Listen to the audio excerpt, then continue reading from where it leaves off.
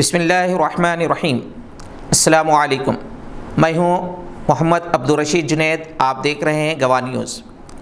Greater Hyderabad اور رنگا ریڈی میں شامل معین آباد میں ایک غریب مسلم گھریلو ملازمہ کے ساتھ زیادتی اور اس کی پراسرار موت کی SIT کے ذریعے تحقیقات کے لیے TRS حکومت پر زبردست عوامی دباؤ بڑھتا جا رہا ہے۔ اگرچہ کہ ملزم مدھو یادو کو گرفتار کر لیا گیا ہے، مگر کہا جا رہا ہے کہ بعض سیاسی حلقوں سے پولیس پر دباؤ ڈالا جا رہا ہے کہ اس معاملے میں رفع دفع کیا جائے، چونکہ عوامی سطح پر زبردست احتجاج کیا جا رہا ہے اور TRS کے لیے یہ بڑا آزمائشی مرحلہ ہے، کیونکہ اپوزیشن اس مسئلے کو اچھال سکتی ہے۔ جیسا کہ آپ جانتے ہیں کہ 18 سالہ نازیہ بیگم مدھو یادو کے گھر میں کام کاج کیا کرتی تھی، جس کے ساتھ وہ ہمیشہ دست درازی کی کوشش کیا کرتا تھا۔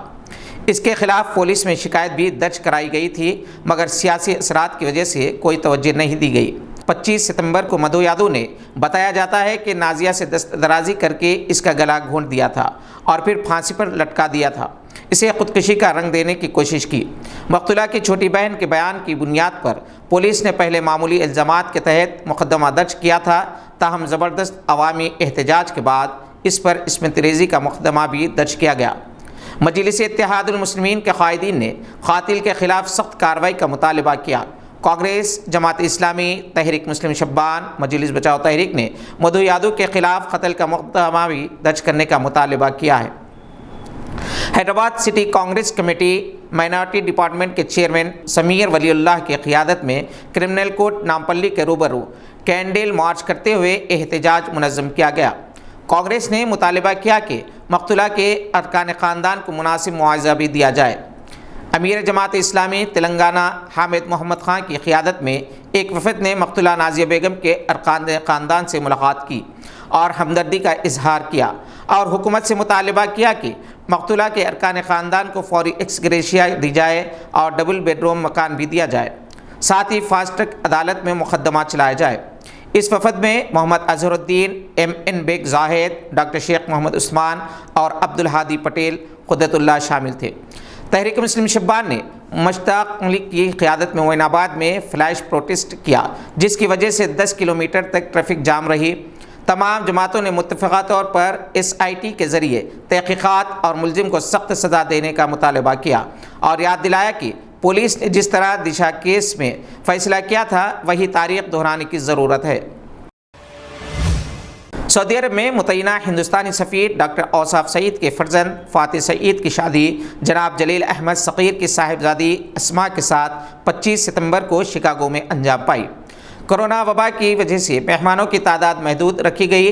26 ستمبر کو Shalimar banquet north avenue Chicago میں ولیمہ عشائیہ ترتیب دیا گیا۔ ڈاکٹر اوصاف سعید اور محترمہ فرح سعید نے مہمانوں کا استقبال کیا۔ شرکاء میں ڈاکٹر مظفر مرزا، علی خان، افتخار شریف، ڈاکٹر تجمل حسین، سید اشفاق حسین، میر ضیاء الدین علی خان اور اقبال بیگ قابل ذکر ہیں۔ ڈاکٹر اوصاف سعید کے اعزاز میں AFMI کے زیر اہتمام ایک تہنیتی تقریب شکاگو میں منعقد ہوگی، جس میں پیپلز ایمبیسیڈر کی خدمات کا اعتراف کیا جائے گا۔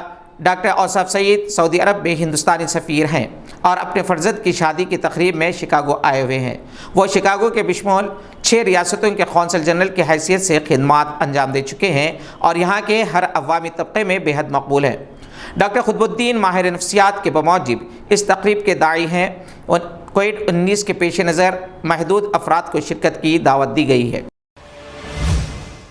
واٹس ایپ کی مقبولیت میں تیزی سے کمی آ رہی ہے۔ واٹس ایپ چیٹس کی لیک ہونے کے واقعات کی وجہ سے بزنس مین اور سیلیبریٹیز واٹس ایپ کے بجائے اب ٹیلی گرام کو استعمال کر رہے ہیں۔ 19 سے 24 اکتوبر کے دوران ٹیلی گرام میں 1.3 ملین ڈاؤن لوڈ کیے گئے، جو صرف 6 دن میں 64% اضافہ ہے۔ سشانت سنگھ راجپوت معاملے میں کئی سیلیبریٹیز کے واٹس ایپ چیٹس لیک ہوئے ہیں، جس کی وجہ سے اس کی مقبولیت میں کمی ہو گئی ہے۔ واٹس ایپ فیس بک نے اپنی سروس کو بہتر بنانے کے لیے سیکیورٹی کو بہتر سے بہتر بنانے کا فیصلہ کیا ہے۔ اسٹرانگ پاس ورڈ، جس میں بائیو میٹرک پاس ورڈ قابل ترجیح ہوں گے تاکہ صارفین کو پرائیویسی کا تحفظ کیا جا سکے۔ اگر آپ نے ابھی تک اس چینل کو سبسکرائب نہیں کیا ہے تو سبسکرائب ضرور کریں اور لائک کا بٹن دبانا نہ بھولیں۔ شکریہ۔